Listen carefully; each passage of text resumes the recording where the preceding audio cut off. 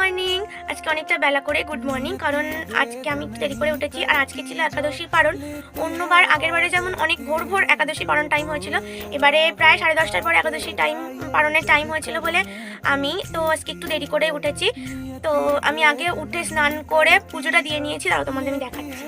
এই দেখো, বুঝতে পারছো আমার অলমোস্ট পুজো কমপ্লিট। তো এই দেখো, এটা হচ্ছে মহাপ্রভুর প্রসাদ। মহাপ্রভুর প্রসাদ মানে হচ্ছে আমি যখন পুরীতে যাই, আমরা আমার প্রায় অনেকবার পুরীতে যাওয়া হয়ে গেছে, তো আমি পুরীতে যখন যাই ওখান থেকে এই মহাপ্রভুর প্রসাদটা নিয়ে আসি।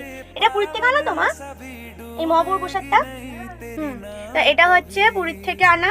তো এইটাই আমি কিন্তু দাঁতে লাগানো যায় না, এটা হচ্ছে অন্য প্রসাদ। হ্যাঁ, তো এটা দাঁতে লাগানো যায় না, এটা গালে দিয়ে জল খেয়ে নিতে হয়। তো এটা খেয়ে আমি একাদশী পারণটা ভাঙি।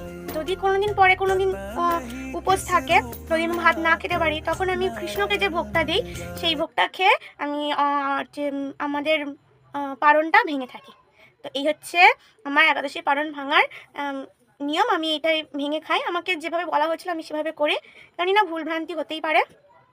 তো দ্যাটস ইট।